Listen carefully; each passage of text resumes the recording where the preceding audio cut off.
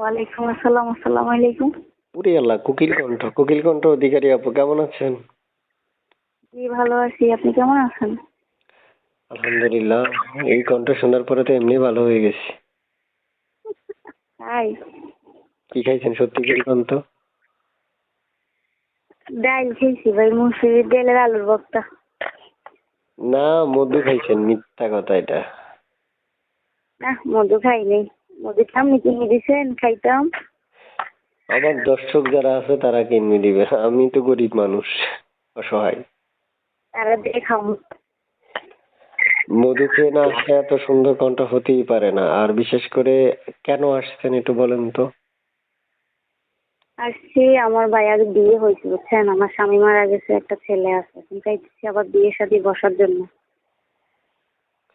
মানে আপনার বিয়ে হয়েছে না? জি বিয়ে হয়েছে, আমার স্বামী মারা গেছে, একটা ছেলে আছে।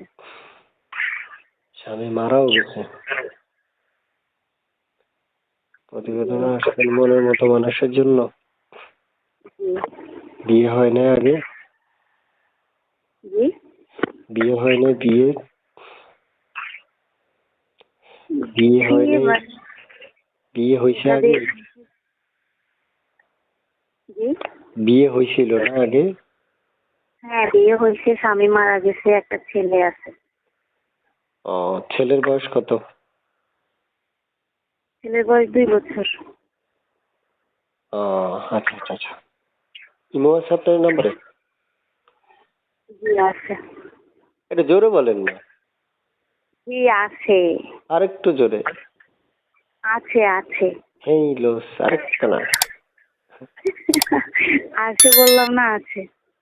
প্রিয় দর্শক, ইমো আছে, বুঝতেছেন তো ব্যাপারটা? কিন্তু ইমো আছে শুনে কল দিলে হবে না, আগেই চ্যানেলটা সাবস্ক্রাইব করতে হবে, পরে ভিডিওটা পুরো দেখে তারপরে চ্যানেলকে ফোন করতে হবে। চ্যানেলটা যারা সাবস্ক্রাইব করেন না, এই ভিডিওতে একটা লাইক দিবেন না, তাদের কল রিসিভ হবে না। তাই প্রয়োজন চ্যানেলটা সাবস্ক্রাইব করা। কোথায় থাকেন দিদি টু আপু? কোথায় থাকেন এ আপু? আপনি হঠাৎ করে কোথায় নিখোঁজ হয়ে গেছেন না? কোথায় থাকেন বলেন? জি কোথায় থাকেন? আমার বাড়ি ফেনী ভাইয়া।